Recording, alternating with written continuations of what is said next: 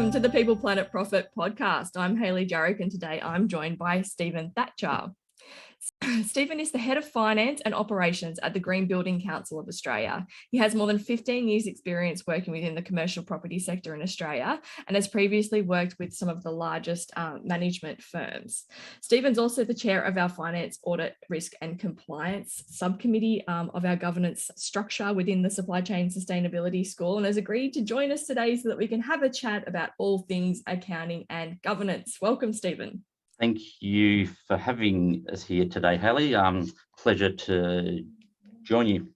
Excellent. So like I said, we have invited Stephen here to talk about accounting and governance. Now, before you tune out and calm down and think, oh God, what is this podcast about? I think that this is kind of one of the areas, and particularly in relation to small business, where, I speak to a lot of people who work in small businesses that might have entered or started up their own business because they're really good at their trade or really good at their craft. And then they find out they have to do all this management stuff and accounting things. So I suppose we're coming at it from that angle of, you work in the field and have worked in it for a long time, and some people that are listening to this podcast might know nothing about it. So we're trying to be there and help out with some tips and tricks and just things to make sure that you're on top of from that accounting and governance perspective.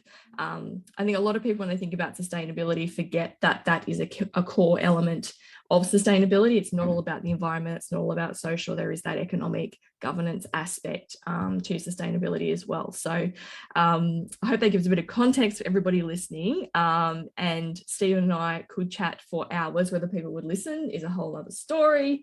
And sometimes, we geek out a little bit on how fun some of this stuff can get. So is that a fair enough introduction to what we're going to go run through? But I'll hand over to Stephen, because I'm sure he'll start off with some tips, and I'm sure we can chat about them. Thank you, Hayley. I guess after being asked to be on this podcast, I was sort of thinking, what can I talk about here that can be relatable for a small to medium business, when you're talking about governance and accounting, etc. I guess the first point I wanted to start on was around governance. And I know that a lot of people I've spoken to previously in this small business, I guess a sector, often think that, governance isn't something they need to necessarily focus on as a smaller business. However, I always like to stress that isn't the actual case. Good governance should be applied against, whether you're a small company or a large corporate. And I think a lot of people often think that, when you refer to the term governance, that it's aimed at those much larger corporate organizations, which I don't believe is true. And the fact is, speaking about governance to begin with, I think putting in place good governance will, lead to better financial and accounting practices itself. So I guess from a small business point of view, governance is important because, if you intend to grow your organisation, putting in place established procedures and processes will really support your business to grow smoothly and sustainably into the future. It will create clear processes and policies, and ensure that there's accountability within your small organisation. One of the, the key challenge when thinking about corporate governance for a small organisation is, yes, you do need to consider what your size is, because a governance framework for a big corporate isn't going to be suitable for a smaller organisation. So you need to ensure that the framework that's put in place by an organisation is, I guess, right size for that organisation, and also to allow for the fact that small businesses are always changing and growing, so that they're never in a static state, I guess. So putting in place that framework, will help put your business on the path to success, I guess.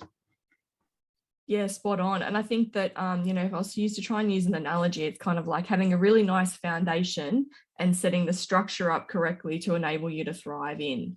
So, if you want to use a footy field, it's making sure the turf is nice and smooth so that you're not falling in any potholes as you're running down, and that you've really got the goalposts set at one end, and, the boundaries and the sidelines clearly marked out so that you know where you're going to play. And without that, it's really hard to know to win the game.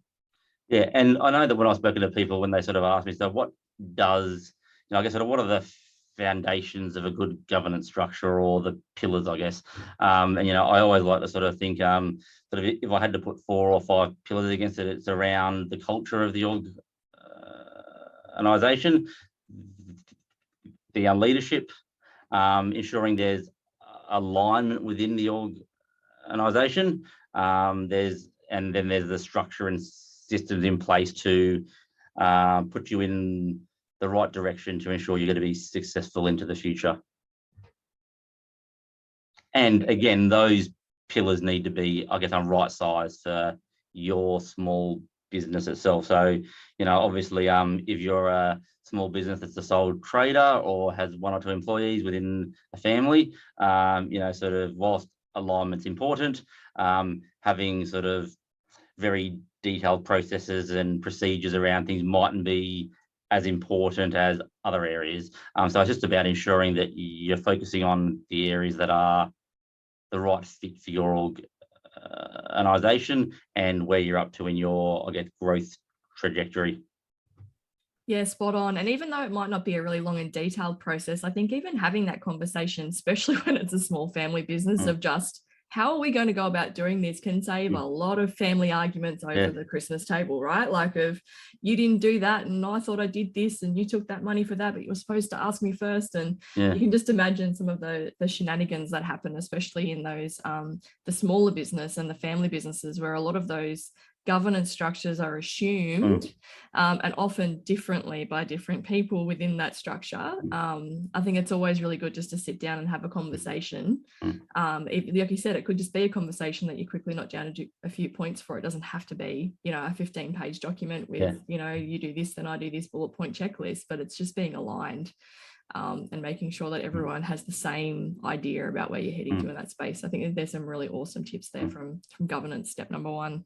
And then obviously, sort of once you've got that governance framework in place, then obviously then you can start talking about, okay, well, what does that mean from a financial or management point of view? What's our processes or budgeting? Because obviously, in terms of having good governance and those structures in place and going into financial or management, I often start with, okay, well, to be able to evaluate how you're, I guess, going in your business from a financial performance point of view, my first, I guess, step is to always ensure that a business has a solid budget and forecasting process in place, so that you can clearly evaluate your performance against that budget as you progress through a certain period of time. If you're not evaluating yourself against a budget, it sort of makes it quite hard to have that clear alignment and have a clear understanding of how you're actually performing against what your expectations, I guess, are or were. Yeah, spot on. And I think too, around just that constantly checking, and like we call it, like forecasting around what you think you're going to do for the year and how that projects against what you thought your budget was going to be. But often just sort of tracking those actuals against your budget will give you an idea about some of the things that you didn't account for in your budget. Like you forget that there's certain things that come in that you might not have budgeted for, that you then have to factor back in and rework into your business. So you might have thought you're going to make a lot of money on something, then you found out a few hidden costs that you forgot to account for that you then need to make note of so that you can remember it for next time. And I think from a tradie perspective, sometimes that means that, when you put your next bid in or your next tender in, you might actually make sure that you include a bit of extra fat for some of those things that you didn't anticipate from the last one, and make sure you're not leaving yourself out to hang out to dry. Well, that's a good point there, because that was sort of the next thing I was going to touch on, was that in relation to budgets. A budget, I like to think of, isn't something you set at the beginning of a financial year and then forget about. As we're all aware in this ever-changing economic environment, we need to remain very agile and very flexible going forward. So that means that once you set your budget, it isn't just something that you park. You need to be constantly evaluating it, and then obviously adjusting your forecast based on your actual performance, and and that also allows you to capture other opportunities if they present themselves as you go through a particular period of time, I guess. So it's always something that you need to be constantly staying on top of, continually evaluating, and changing your direction if the needs require. And that could be changing your requirements based on some opportunities that present, or the fact is that things aren't going as well as you were originally anticipating. So you need to adjust your expectations and ensure that your forecasts reflect the conditions you're operating in at that point in time. Yes, spot on. And then I guess another thing that, so whilst I work in the corporate sector and have generally had most of my career in that area, I have had a bit of exposure to, whether it be friends or families, small to medium businesses. And the one thing I have seen that has come up in almost every one of them is sort of the need to really have alignment on the separation of what's business expenditure versus personal expenditure. And again, this all sort of comes back to your governance framework. If you've got this governance framework in place to begin with, there can be the clear alignment, clear understanding of what the expectations are. However, I've seen a number of times where that isn't clear, or there isn't the accountability that, sort of people either don't understand what should be going through, or trying to take advantage of a situation. That one thing there is to just ensure that there's that very clear alignment around that, I guess, sort of what's a business versus what's personal expenditure, because I have seen that cause a number of problems in quite a few sort of small family or partnerships where it might be a couple of friends in business together that have been doing things very successfully, but due to that a lack of alignment and a lack of sort of governance structure has resulted in some very successful businesses having a lot of problems, and businesses either splitting apart, or that the end of there are other issues that can result from this, a lack of alignment that can flow throughout the entire business and start impacting your employees and other parts of the organisation. Yeah, I think we've well, anyone who knows anyone who's worked in that area, I think, can probably give a few examples of exactly that type of scenario, right? Of just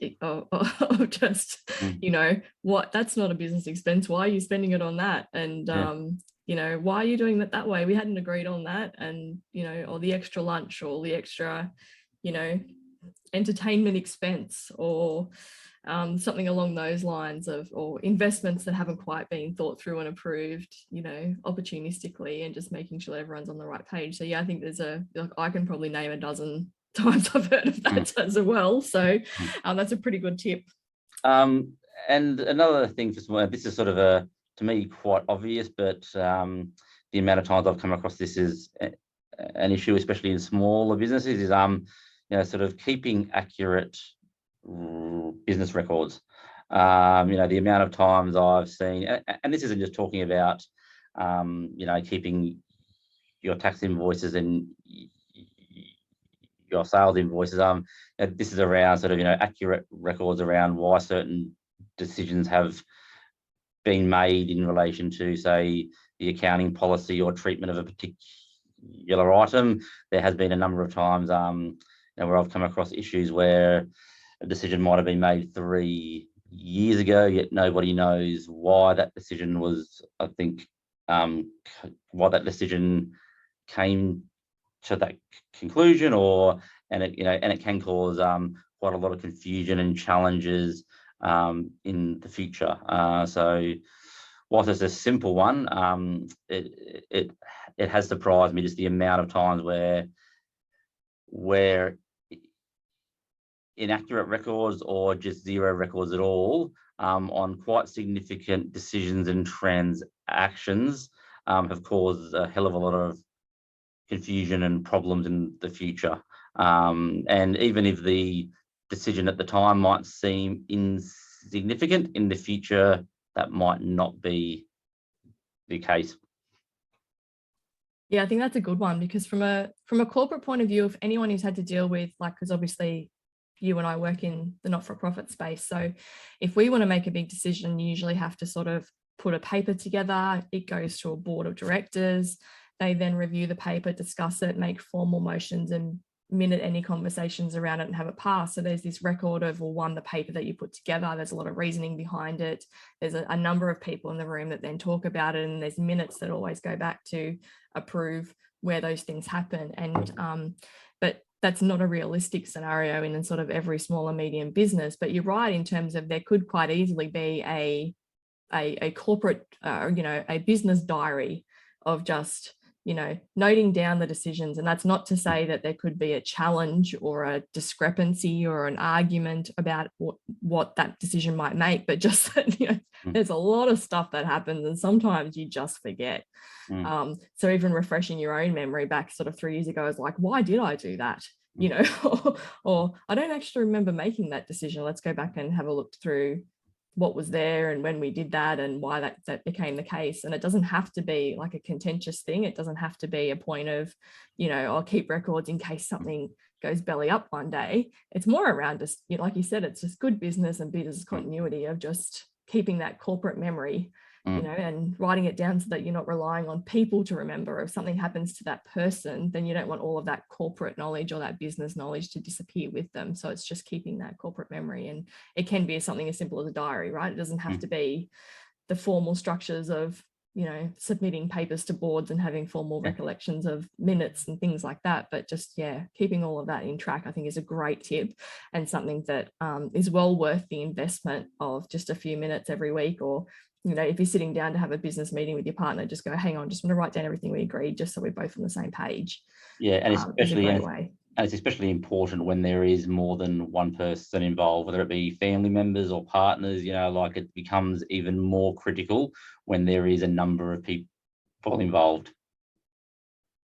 Yeah, spot on. And like you said, you can do that a number of different ways, right? Like often, like if I have a meeting with someone, I'll flick them a quick email afterwards. Hey, great to chat with you. This is what I understood that our actions were, and give someone the opportunity to say, actually, I had a different perspective, and sort it out then, rather than 6 months later when, we're up the creek without a paddle.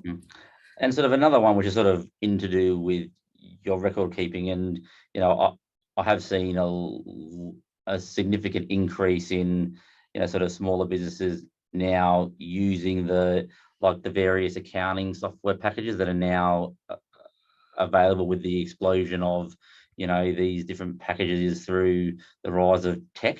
So, I know maybe 20 odd years ago, a lot of small businesses would have kept, all their sort of invoices and receipts in a folder or in a shoebox, etc. Obviously now, with the way technology's improved, there is so many awesome accounting and finance packages out there, such as your Xero, for example, that are very cheap to purchase. Like, you pay a monthly fee to use them. You can have different scalability, and they are so simple to use that, even if you're not a qualified accountant or a trained bookkeeper, you can generally train yourself quite easily and simply on these packages, so that you're in a much better position when you are going to see your accountant to get your tax return completed, and sort of being able to do a lot more functionality in just operating your business, from an invoicing point of view to expenses to payroll, and they're constantly evolving and giving, greater functionality there. So, I'm sure that the majority of businesses are using these packages, but there are some which, might not be still.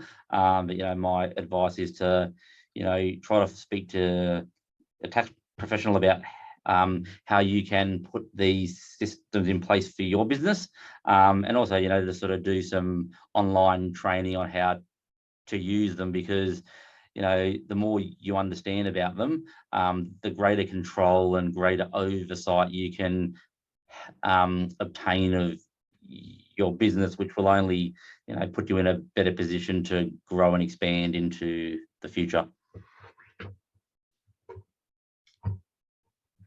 That sounds great. Have you got any more hot tips for us? I think I think sort of a key point is that people that have their own businesses obviously have a special skill in what that business delivers to its customers, and you can't be expected to understand everything from the bookkeeping to some of the complex tax treatments, whether it's around being able to claim a deduction for the purchase of a particular expense, or the accounting treatment of depreciation, etc. So, my advice is to, ensure you've got a good business partner, tax professional, I guess, to be able to support you on, what you can and can't be doing, and to ensure that you're, obviously complying with the various rules and regulations for running a business, because it is a very complicated landscape out there, and whilst you want to ensure you've got the right frameworks and processes in place for your business to ensure transparency, accountability, and to be able to have an understanding of your business performance, it needs to be acknowledged that you're specialized in what your business provides to its customers, and you can't do everything, and so you need to bring in the right expertise at the right time to be able to support you to ensure that your business is compliant and sustainable into the future. Yeah, I think that's a great tip, and I think that's kind of I always try and I think it back, and if I think about a tradie, right, I'm not a plumber. I don't try to be a plumber. If I need plumbing done, I get a plumber in to do it, because as much as I could probably go to Bunnings and ask their expert on the floor how to do it, I might be able to figure it out myself, and I probably would muck it up a few different times. But there's nothing like going to an expert or someone who does it all day, every day, who's kept up on all of the latest trends and equipment and techniques, and can just come in and do it in 5 seconds. So I think that similarly, it's good for business owners to think about that, if you come in and you go, I want to do my own marketing, that's great. You could probably you could jump on YouTube, you can learn about it in 5 seconds and try and do something yourself. But then you could always just go to someone who's an expert in marketing, go find someone who's an expert in accounting, go and ask a friend, tap into some expert services where that you're not an expert in. And I always find, in terms of a personal growth, I think some people think they need to develop their own personal skills to be an expert in everything. But I think a really good manager is someone who doesn't become an expert in everything, but knows where to get it, and knows who to seek it from. So if you've got a team of people around you to fulfill all of those requirements that you need to make your business successful, that's how you know you're a good manager, not that you can do everything yourself. It's a very good point there. You really need to play to your strengths and to know what your weaknesses are, and people that understand that and to know when to bring in, the appropriate skills are normally the businesses that will thrive and grow into the future. Yep, spot on. And if I was going to say, while we've got you here, I'm going to run through a few sort of glossary of things that every manager should at least be able to talk in the language of an accountant and understand. So unless you've got more tips, I'm happy to run through a few. I've got a pile of tips, but let's hear from you there, because I know we are running out of time. No, that's okay. Yeah. So I was just thinking in terms of, because we've said a few words there that unless you sort of are in the space, you might not get. So I'm going to run through a few of them and you tell me how close I am. And whether I need correcting. So I think a few key things that you need to talk about here. Yes, you can use all the online software and you can get a few reports out of them. And most of, the most common ones that you'll see are reports are, you'll get a balance sheet. Now, a balance sheet is a statement of financial position. It's at a single point in time. And what your balance sheet will tell you is what assets are on the books. That's like things that can be converted into cash or are valued that you own or that the business owns. It'll also say what your liabilities are, which is basically everything you owe to other people, which can be loans or you might owe them things for other reasons. They might have paid you for things you haven't delivered yet, all that sort of fun stuff. And then you'll also have your equity, which is kind of like what the business is worth. And in a balance sheet, your assets should equal your liabilities plus your equity in the business, and that's what you're trying to get to balance. That's why they call it a balance sheet. Is that a pretty good definition? Your assets less your liabilities equals your equity. Your equity. Yeah, sorry, I did get that equation wrong. Yes. And then we'll go to a profit and loss statement or a statement of financial performance. Now, this is over a period of time. So you'll often see this for, last month, last quarter, last financial year. You'll see these, in the big corporates, they'll put them in their annual reports for the last financial year as you'll go through. And what it'll list is, basically all of your revenue or income of stuff that you've earned during that period of time. And then you'll go across all your expenses. So that's everything you've had to pay out or owe or intend to pay out. You may not have done that yet over that same period of time. And then you'll get your profit or loss off the back of that. And that's pretty close so far. Correct. Yes. And, and I guess with both those points there is, my next point is that, you need to ensure that if you're a small business owner, that you're keeping your records up to date regularly, so that you can have an accurate position of where you are in your balance sheet and your P&L, so that you can get a picture at a point in time or over a period of time exactly how you're performing. Because if your books aren't up to date, very hard to get that accurate picture. I know it sounds simple, but the amount of times I've seen sort of smaller businesses that aren't on top of their invoicing or expenses, really does astound me that, the more you're on top of that, the clearer you can see any challenges that could be coming up in the future, and you can respond proactively to put yourself in a better position or to take advantage of, situations that might present themselves as well. And obviously my other tip there is too, that when you are doing up your balance sheet and P&L, ensure that there's, a clear understanding of how you're reporting your income and expenses and when you're reporting them. Because obviously when you're reviewing financial performance, you want to see how you were going at, in comparable period. There might be the same quarter from the previous financial period versus what you're doing in the current financial period. So you need to ensure that you've got consistency in how you're accounting and for your income and expenses, so that you can make those reliable comparisons going into the future. Yep, spot on. And I think the other one that people often get confused with is small business is this cash versus accrual accounting. And I know that I think it's probably the area that I have the most conversations about, to be honest with you, with accounting, is this concept of cash accounting is if you pay it and when you get money in, that's when you put it on the books, the date that the cash goes out of your account and the cash comes into the account. And that only works for really small businesses. In fact, it's only legal for very small businesses. But most businesses, and what everyone should be sort of getting into, and most of the accounting rules will get around, is this whole concept of accrual accounting, which is when the income comes in when you've earned it, not necessarily when you receive the money for it. And the expenses are accounted for when you incur them, not necessarily when you pay them.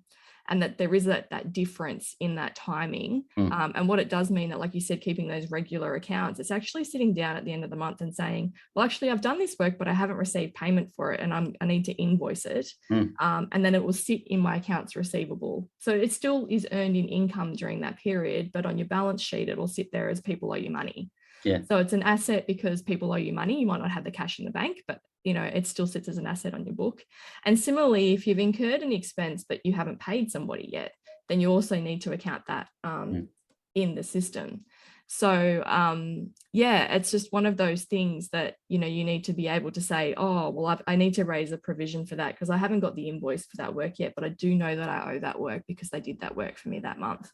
And making sure that you account for it when you incur the expense, not necessarily when you pay the bill. And I think that's kind of, that concept really does people's head in a lot of the time. Yeah. And then then you started talking about those extended things like depreciation you mentioned before. So it's that whole idea of I bought a car, but it's not worth as much this year as it was last year. And because that asset is now worth less money, I can actually claim that depreciation. And that's basically what depreciation is saying an asset's not worth as much as it was the last time through the system. And that's sort of why I sort of touched on the point that because a lot of this can be confusing for people that aren't financially orientated. And look, when I first started studying accounting, it bent my mind a little bit to begin with. And then once I started working while studying, that's when things sort of started to make a lot more sense to me personally.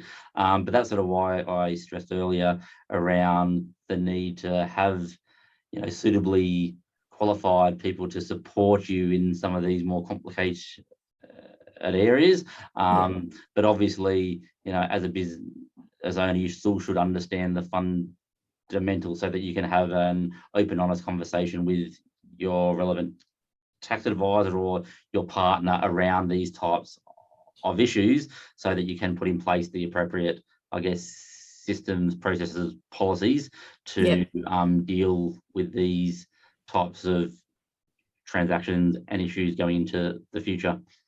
Excellent. Well, like I said, Stephen, we could quite literally talk all day about all sorts of fun and issues and challenges and experiences where things go wrong and how you could look out for them in the future. So I'm sure that we will do many more in the future. But for the end of this particular podcast, I'd like to thank you for being part of the podcast today. Thank you, Hayley. Pleasure. And thank you, everyone, for listening to the People Planet Profit podcast. Until our next episode, bye.